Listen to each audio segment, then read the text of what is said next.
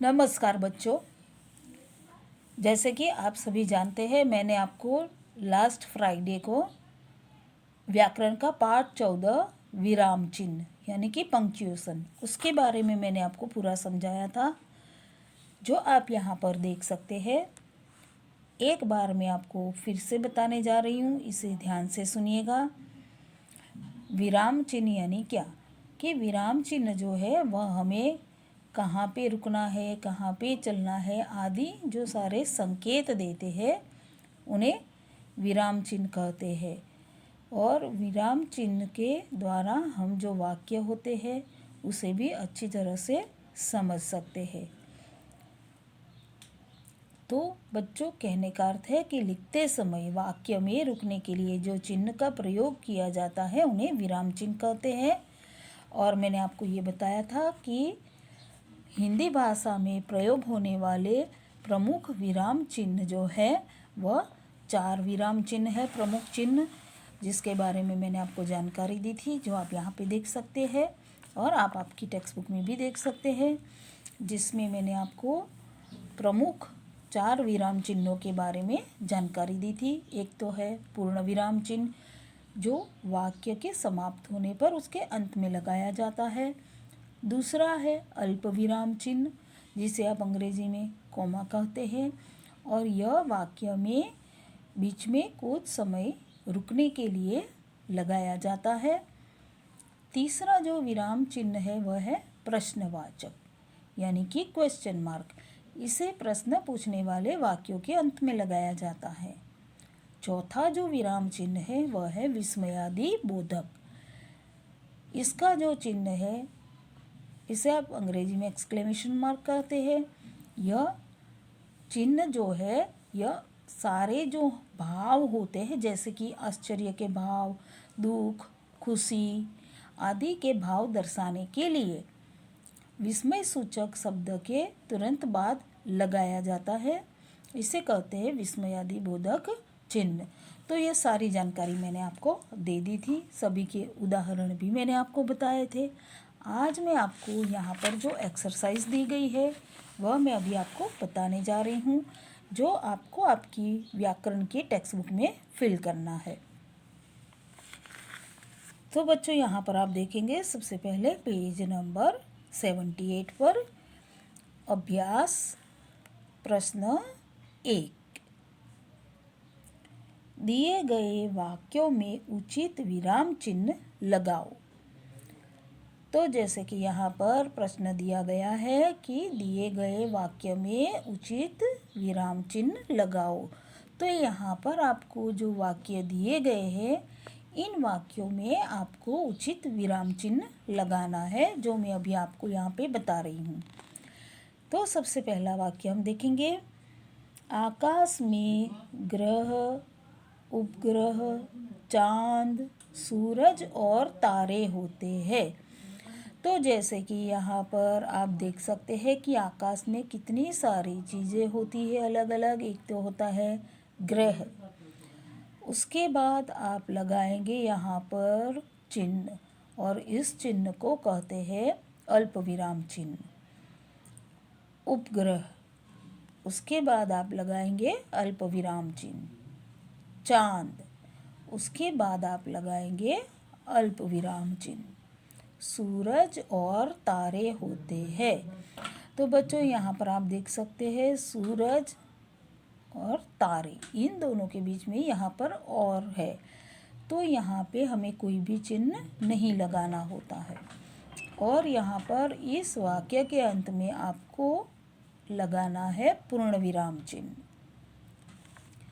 तो अभी आप समझ गए होंगे कि कहाँ कहाँ पर आपको कौन सा चिन्ह लगाना है। फिर से एक बार बता रही हूँ, ग्रह, उसके बाद अल्प विराम चिन्ह, उपग्रह, उसके बाद अल्प विराम चिन्ह, चांद, उसके बाद अल्प विराम चिन्ह लगाएंगे, और फिर आगे वाक्य जो पूरा हो रहा है वहाँ पर वाक्य के अंत में पूर्ण विराम चिन्ह करेंगे। अभी हम देखेंगे दूसरा वाक्य, अरे आप यहाँ कैसे आए। तो यहाँ पर आप देख सकते हैं यह हमारे अंदर के जो भाव बता रहा है, ये विस्मय सूचक शब्द है अरे। उसके तुरंत बाद जो चिन्ह लगाया है इसे कहते हैं विस्मयादि बोधक चिन्ह, जो आपको यहाँ पर लगाना है। आप यहाँ कैसे आई, तो यहाँ पर एक प्रश्न भी पूछा गया है, तो यहाँ पर इस वाक्य के अंत में प्रश्नवाचक चिन्ह लगाना है। मम्मी चलो बाजार चले। तो बच्चों मैंने यह वाक्य पढ़ा, इसी से आपको पता चल गया होगा कि मैं कहाँ पर थोड़ी देर के लिए रुक गई थी।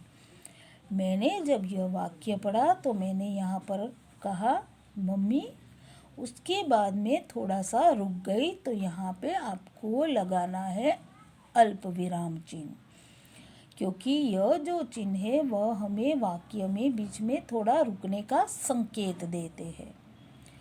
फिर हम आगे बढ़ते हैं, चलो बाजार चले, और इस तरह से यहाँ पर यह वाक्य समाप्त होता है। तो वाक्य के समाप्त होने पर यहाँ पर करना है पूर्ण विराम चिन्ह। बच्चे खेल रहे हैं, तो यह जो वाक्य है यह समाप्त होने पर आप यहाँ पर लगाएंगे पूर्ण विराम चिन्ह। मुझे मत रोको, कहने दो। तो बच्चों यहाँ पर भी मैं इस वाक्य के आगे आपने देखा कि मैं कहाँ पर थोड़ा सा रुक गई थी, जैसे कि मुझे मत रोको, कहने दो। तो रोको के बाद मैं थोड़ा सा रुक गई, तो यहाँ पे आपको लगाना है अल्प विराम चिन्ह, और यह चिन्ह हमें थोड़ा सा रुकने का संकेत दे रहे हैं। और उसके आगे है कहने दो, और यहाँ पर आपको वाक्य के अंत में लगाना है पूर्ण विराम चिन्ह। अभी हम अंतिम वाक्य देखेंगे। बस्ते में किताब, कॉपी और पेंसिल रखो। तो बच्चों बस्ते में यानी कि बैग में आपको क्या क्या रखना है, किताब, कॉपी और पेंसिल। तो किताब के बाद आपको लगाना है अल्प विराम चिन्ह, और इस वाक्य के अंत में आप लगाएंगे पूर्ण विराम चिन्ह। तो बच्चों अभी आपको यह जो प्रश्न एक मैंने समझाया है वो आपको समझ में आ ही गया होगा कि कहाँ पर कौन सा उचित विराम चिन्ह आपको लगाना है। अभी हम आगे बढ़ते हैं प्रश्न 2 पर। निम्नलिखित विराम चिन्हों के नाम लिखो। तो बच्चों यहाँ पर आपको विराम चिन्ह दिए गए हैं, उसके नाम आपको यहाँ पर लिखने हैं। जैसे कि यहाँ पर आप सबसे पहले देखेंगे यह जो चिन्ह है, इस विराम चिन्ह का नाम जो है वह है प्रश्नवाचक, और यह प्रश्न पूछने पर उसके वाक्य के अंत में यह चिन्ह लगाया जाता है। तो यहाँ पर आप लिखेंगे प्रश्नवाचक। उसी प्रकार आप आगे देखेंगे यहाँ पर जो चिन्ह है खड़ी लाइन का, इस चिन्ह का नाम है पूर्ण विराम। तो यहाँ पर आप लिखेंगे पूर्ण विराम, और यह वाक्य के अंत में यानी कि वाक्य समाप्त होने पर आप वहाँ पर लगाएंगे यह चिन्ह, इसका नाम है पूर्ण विराम। यहाँ पर आप आगे देख सकते हैं यह जो चिन्ह है इसका नाम है विस्मयादि बोधक, यानी कि एक्सक्लेमेशन मार्क। और यह चिन्ह जो सारे भाव होते हैं, जैसे कि खुशी के भाव, दुख के भाव, आश्चर्य के भाव आदि सभी भाव को दर्शाने के लिए जो विस्मय सूचक शब्द होता है उसके तुरंत बाद यह चिन्ह लगाया जाता है, और इस चिन्ह को कहते हैं विस्मयादि बोधक। अभी यहाँ पर जो आप आगे जो चिन्ह देख रहे हैं, इस चिन्ह का नाम है अल्प विराम, और यह जो चिन्ह है यह हमें संकेत देते हैं कि हमें वाक्य के बीच में कहाँ पर रुकना है, और इस चिन्ह को कहते हैं अल्प विराम। तो बच्चों ये आपको पूरा समझ में आ गया होगा कि किस चिन्ह का क्या नाम है जो आपको यहाँ पर लिखना है। अभी हम आगे बढ़ते हैं प्रश्न 3 पर। प्रश्न 2 में दिए गए विराम चिन्ह का प्रयोग वाक्यों में करो। तो बच्चों जैसे कि यहाँ पर आप देख सकते हैं प्रश्न 2 में यहाँ पर यह जो चारों चिन्ह आपको दिए गए हैं उस चिन्ह का नाम क्या है वह भी मैंने आपको बता दिया है। तो आपको क्या करना है प्रश्न 3 में, प्रश्न 2 में यह जो चिन्ह दिए गए हैं इस चिन्ह का उपयोग करते हुए आपको यहाँ पर वाक्य लिखने हैं। तो यहाँ पर आप सबसे पहला जो चिन्ह है वह देख सकते हैं प्रश्नवाचक चिन्ह। तो इससे मैंने यहाँ पर एक वाक्य बनाया है। प्रश्न पूछा है आपका नाम क्या है। तो यह प्रश्न पूछने पर उसके अंत में इस प्रकार प्रश्नवाचक चिन्ह लगाया जाता है। अभी आप यहाँ पर देख सकते हैं दूसरा जो चिन्ह है यह है पूर्ण विराम चिन्ह। तो मैंने यहाँ पर जो वाक्य बनाया है मैं कल बाहर गया था। तो यहाँ पर जो वाक्य समाप्त होता है उसके अंत में इस प्रकार लगाना है पूर्ण विराम चिन्ह। अभी यहाँ पर आप देख सकते हैं तीसरा चिन्ह जो है यह है विस्मयादि बोधक। तो बच्चों यह सारे भाव को दर्शाने के लिए विस्मय सूचक जो शब्द होता है उसके तुरंत बाद लगाया जाता है। तो मैंने यहाँ पर जो वाक्य बनाया है वाह, यह है विस्मय सूचक शब्द और उसके तुरंत बाद यहाँ पर मैंने जो चिन्ह लगाया है इसे कहते हैं विस्मयादि बोधक चिन्ह। वाह कितना सुंदर चित्र है। तो यह खुशी के भाव प्रकट करता हुआ शब्द है और उसके तुरंत बाद लगाया है विस्मयादि बोधक चिन्ह और यहाँ पर वाक्य की समाप्ति पर लगा है पूर्ण विराम चिन्ह। अभी हम आगे देखते हैं अंतिम यहाँ पर जो चिन्ह है वह है अल्प विराम चिन्ह।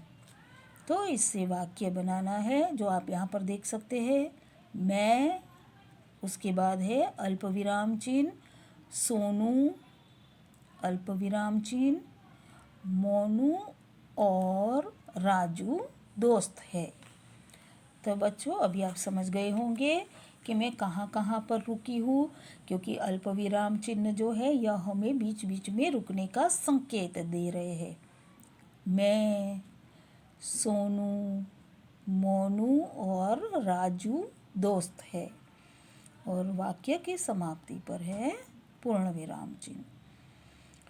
तो बच्चों आज मैंने आपको इसकी जो एक्सरसाइज करवाई है वो आपको समझ में आ गई होगी। तो बच्चों यहाँ पर आप सबसे पहले तो लिखेंगे CW और आप लिखेंगे डेट।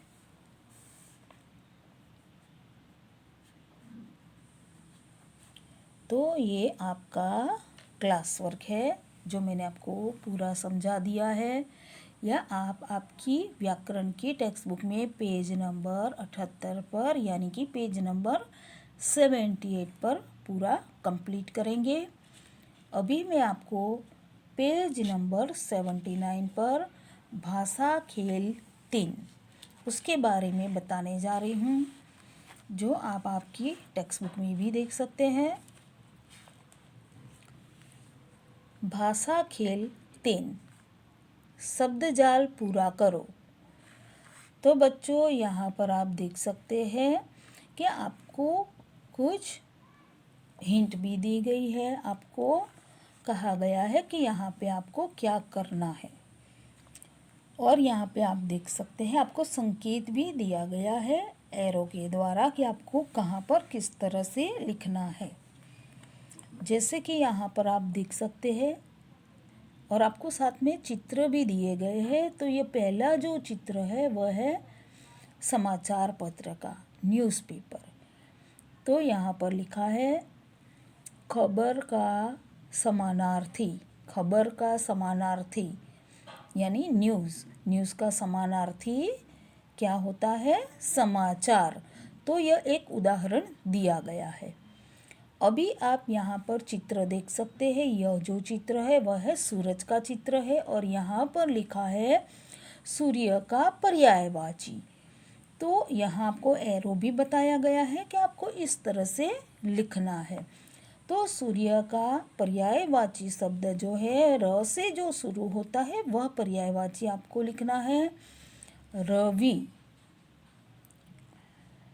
तो अभी आप ये समझ गए होंगे। अभी हम यहाँ पे आगे बढ़ते हैं कि यहाँ पे लिखा है देश का विलोम।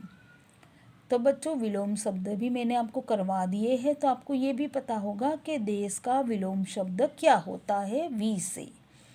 क्योंकि जैसे हमने यहाँ पर जो शब्द भरा सूर्य का पर्यायवाची रवि, तो वी तो यहाँ पर है ही। अभी हमें देश का विलोम शब्द लिखना है जो होता है विदेश। अभी आप यहाँ पर इसके ऊपर देख सकते हैं एक सफ़ेद सब्जी, जिसका चित्र भी यहाँ पर दिया गया है। और यहाँ पर एक अक्षर है श, तो श से सफ़ेद सब्जी कौन सी होगी? सलगम, सलगम। अब यहाँ पर आप देख सकते हैं कि उसका अंतिम अक्षर म है और यहाँ पर आपको क्या संकेत दिया, निर्देश दिया है? परंतु के लिए दूसरा शब्द। परंतु के लिए दूसरा जो शब्द है वो होगा मगर। अभी आप यहाँ पर देख सकते हैं जिसमें खतरा हो। शब्द समूह के लिए एक शब्द भरना है। जिसमें खतरा हो उसे एक शब्द में कहा जाता है खतरनाक, यानी खतरनाक। यहाँ पे आपको इस तरह से लिखना है। अभी यहाँ पर ज़्यादा का विलोम कम, और यहाँ पर आप देख सकते हैं यहाँ पे लिखा है यह जाला बुनती है। चित्र भी आप देख सकते हैं, तो इससे आपको पता चल गया होगा कि यह क्या है और जाले कौन बुनता है। जो जाला बुनती है उसे हम कहेंगे मकड़ी। तो बच्चों अभी आपको यहाँ पर यह जो शब्द जाल है वो मैंने पूरा करवा दिया है और वह आपको समझ में भी आ गया होगा, क्योंकि यहाँ पे आपको निर्देश भी दिया गया है कि किसमें आपको क्या करके भरना है, किसमें क्या लिखना है। आपको यहाँ पर चित्र भी दिए गए हैं, तो इन चित्र के आधार पर भी आपको समझ में आ गया होगा। और यहाँ पर आपको एरो भी दिया गया है कि आपको किस तरह से लिखना है। खड़ी लाइन में यानी कि इस तरह से स्टैंडिंग लाइन में लिखना है। अगर इस तरह से एरो दिया गया है तो यहाँ पे ऐसे स्लीपिंग लाइन में लिखना है। तो बच्चों यह जो है ये भी आपको आपकी व्याकरण की टेक्स्ट बुक में पेज नंबर 79 पर फिल करना है। और ऐसा ही एक शब्दजाल जो है मैं आपको होमवर्क में दूंगी, जो आपको स्वयं करना है और वह आप अपनी व्याकरण की नोटबुक में करेंगे। धन्यवाद।